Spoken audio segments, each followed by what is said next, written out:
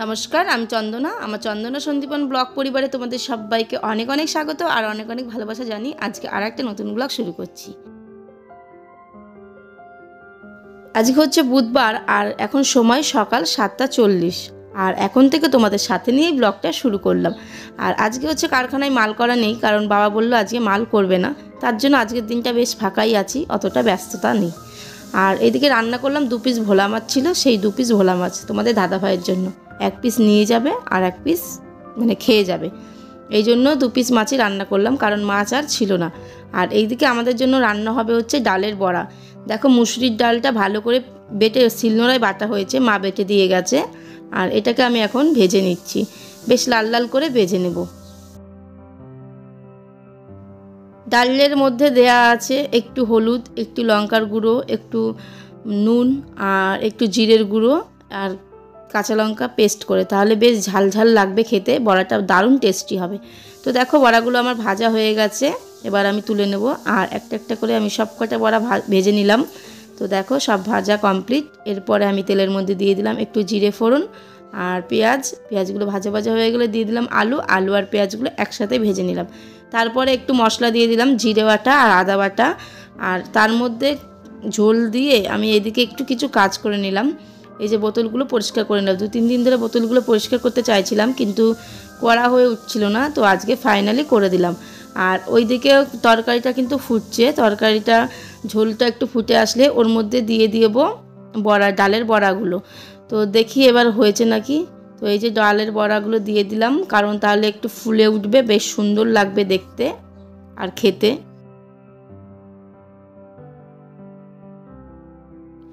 সংসার জিনিসটাই এমন যে সারাদিন যতই কাজ করো না কেন কাজ শেষ হবে না, যতই তুমি গোছাতে থাকো না কেন গোছানো শেষ হবে না।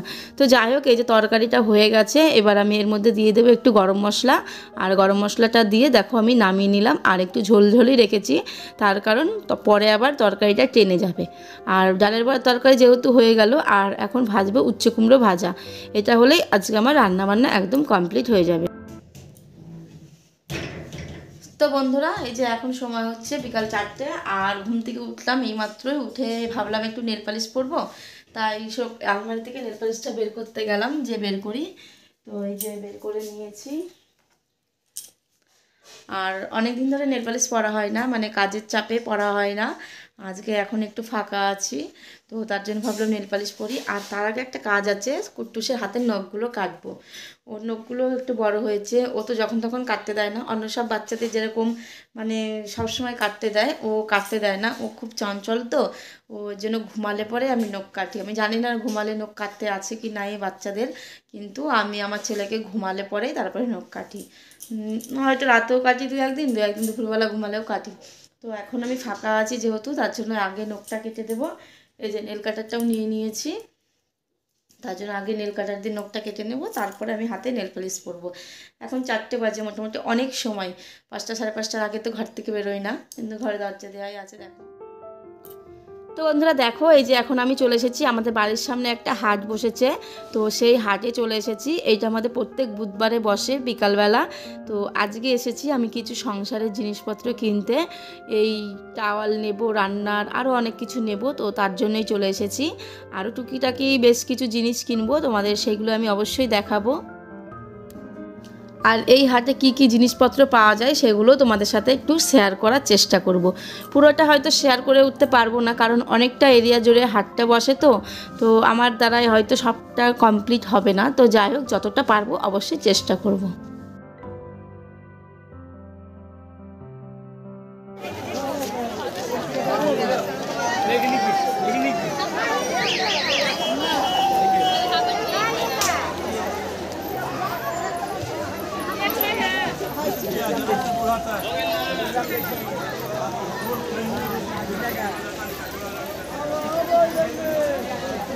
हो गए ना हाँ सादर लाग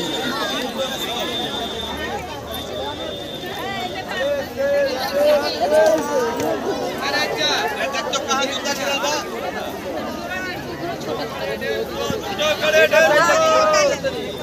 बच्चा দেখো জুতোগুলো কি দারুণ লাগছে সত্যি, আর জুতোগুলো খুব সফটও, আমি হাত দিয়ে দেখলাম। আর সত্যি বলতে এখান থেকে এখনও কোনো জুতো কিনিনি, ইচ্ছা আছে একটা জুতো নেওয়ার, তো এখন নেব না, দেখা যাক কবে নিই। জুতোগুলো সত্যি আমার খুব পছন্দ হলো, পরে একদিন আসবো সেদিন একটা জুতো নেব, মানে পামশুগুলো নেব ইচ্ছা আছে। তো এই যে দেখো এই ব্লু কালারটাও সত্যি অসাধারণ লাগছে, আমার জুতোগুলো খুব পছন্দ হচ্ছে।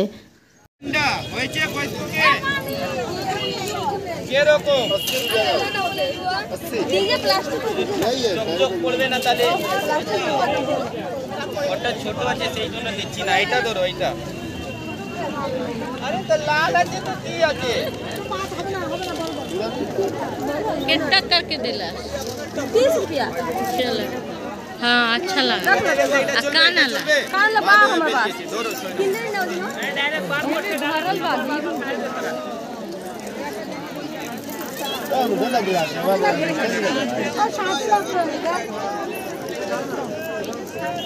कहां से लाए? তো বন্ধুরা এই যে দেখো এই সাইডেও কি সুন্দর সুন্দর বাচ্চাদের জুতো, তাই তোমাদের সাথে একটু শেয়ার করলাম। দেখো বাচ্চাদেরও পামশু আছে, আরও নানান ধরনের জুতো আছে, ওইদিকে বড়দেরও জুতো আছে মানে ছেলেদের, আর ওইদিকে ছিল মেয়েদের কালেকশান। তো ওই দোকানটাই এই দিক আর ওই দিক করে তোমাদের সাথে একটু শেয়ার করার চেষ্টা করলাম। এই দেখো ছেলেদের জুতো, নানান ধরনের আর কি জুতো।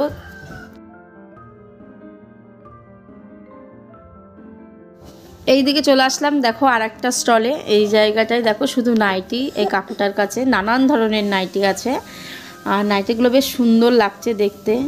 কাকু আবার দেখাচ্ছে, মানে দোকানে লোক আছে তো তাই সবাইকে দেখাচ্ছে নাইটিগুলো খুলে খুলে, তা আমি আবার একটু ভিডিও করলাম।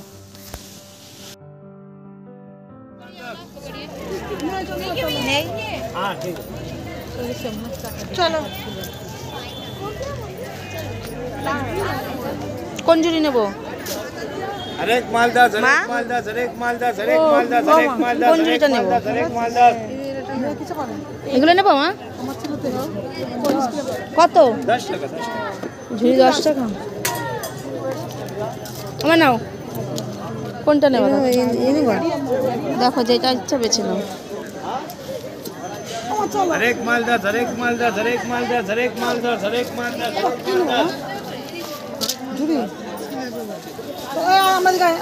নিয়েছো? ও মার একটা এই ক্লিপ নাও তো, এই ক্লিপ কত? 10 টাকা 10 টাকা।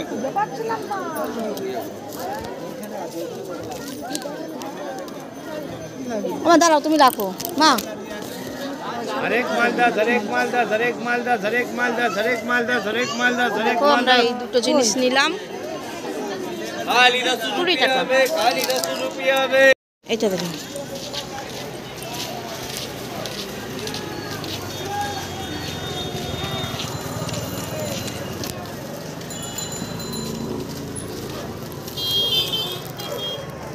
তো বন্ধুরা এই যে চলে এসেছি বাড়িতে, আর বাড়িতে এসে এই যে খাটের উপর একটু বসলাম, কারণ অনেকক্ষণ হাঁটাহাঁটি করেছি তো তাই মানে কোমরটা ধরে গেছে।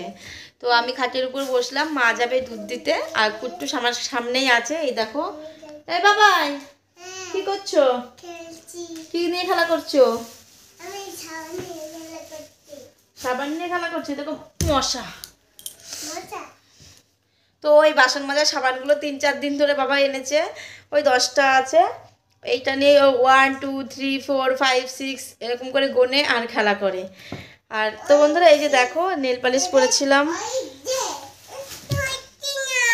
হচ্ছে না, কি করতে হবে?